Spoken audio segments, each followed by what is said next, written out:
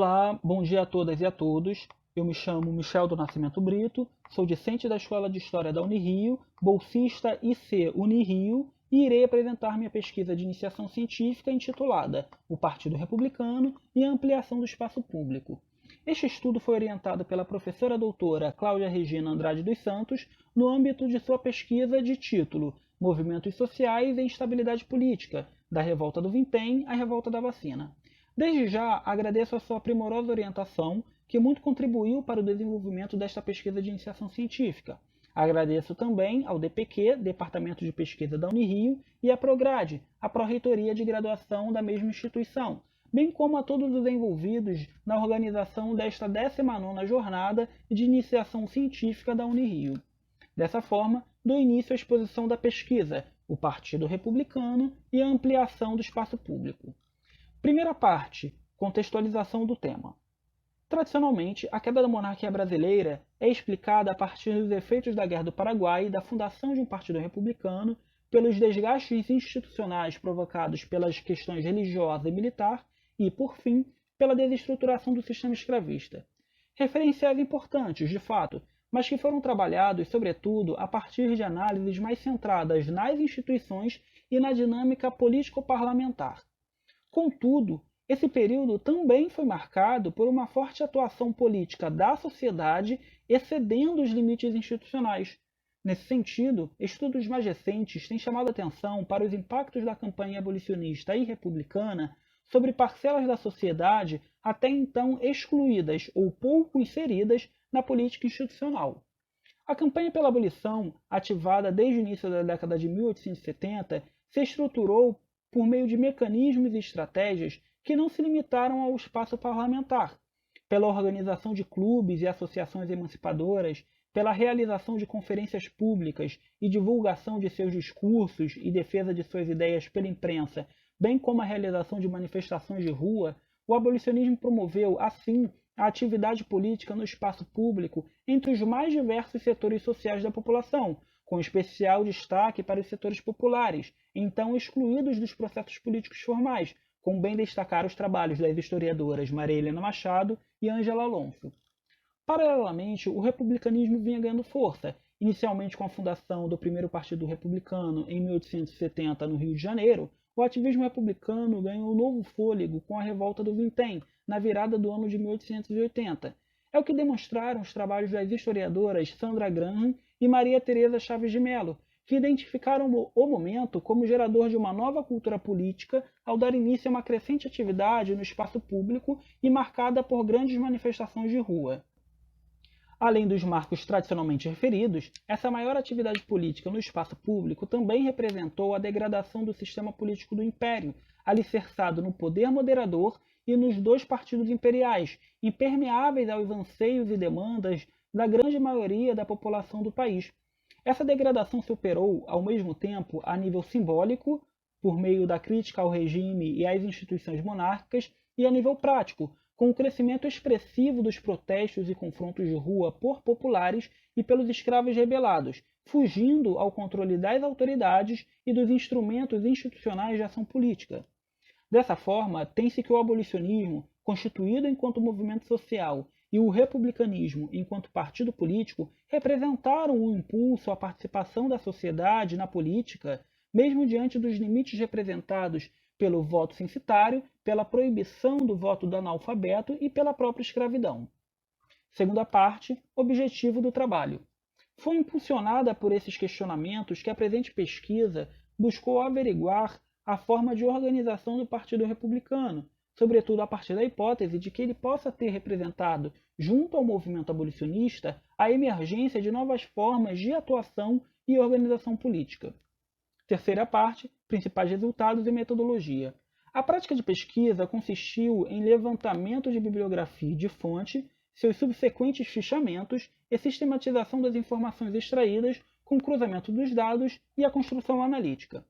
Em primeiro lugar, foi possível observar a ocorrência de diferentes eventos vinculados ao Partido Republicano, principalmente os do Rio e os de São Paulo, com eventos públicos e de propaganda, a exemplo dos manifestos do Partido Republicano do Pará e de Pernambuco nos anos de 1886 e 1888, e alguns congressos partidários, como os de São Paulo nos anos de 1873, 1887, 1888 e do Rio de Janeiro em 1881 e 1887.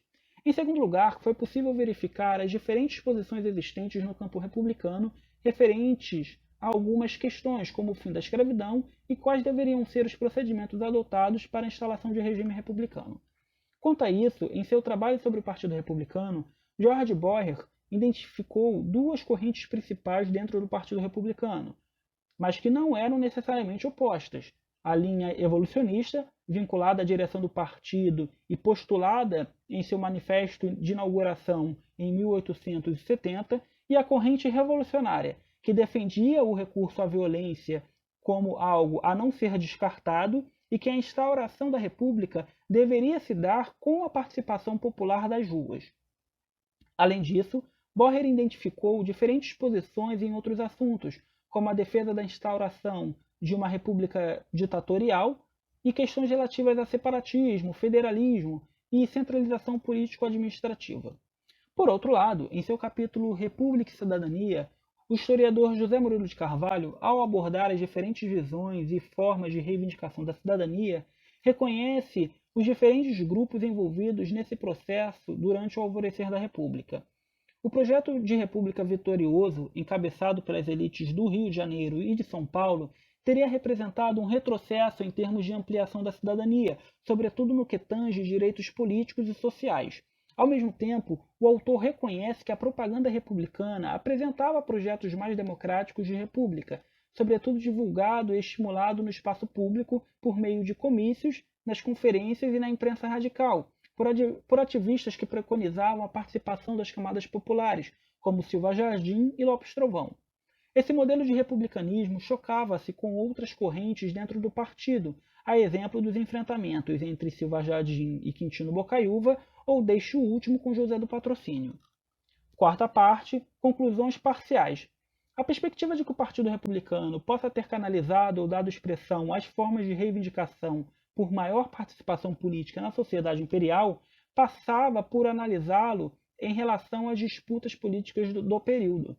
Nesse sentido, torna-se rica a avaliação de Boyer de que a principal contribuição do partido para o advento da República fora a propaganda e a consolidação de uma imprensa republicana, que teria aumentado seu eleitorado ao longo do tempo e instalado a ideia de república na esfera pública, a qual a adesão à ideia teria sido maior do que ao próprio partido. Ao mesmo tempo, é possível afirmar que a presença de eventos públicos vinculados à ideia e ao Partido Republicano demonstraram uma maior disposição dessa organização à participação mais ampla da sociedade na política. Quinta parte, referências bibliográficas. Ângela Alonso, Flores, Votos e Balas, São Paulo, Companhia das Letras, 2015. Célia Maria de Azevedo, Onda Negra, Medo Branco, O Negro no Imaginário das Elites do Século XIX, São Paulo, Ana Blume, 1987. Sérgio Benstein, Os Partidos, em René Raymond, Por uma História Política, Rio de Janeiro, FGV Editora, 2003. George Boyer, Da Monarquia à República, História do Partido Republicano, 1870-1889. Ministério da Educação e Cultura, Serviço de Documentação, 1954. José Murilo de Carvalho, Os Bestializados, O Rio de Janeiro e a República que Não Foi, São Paulo, Companhia das Letras, 1987. Sandra Graham, O Motim do Vintém e a Cultura Política do Rio de Janeiro, em Revista Brasileira de História, São Paulo, volume 10, número 20, março de 1991 a agosto de 1991, página 211 a 232. Sérgio Buarque de Holanda, O Brasil Monárquico, do Império à República, História Geral da Civilização Brasileira, São Paulo, de Fel, 1972.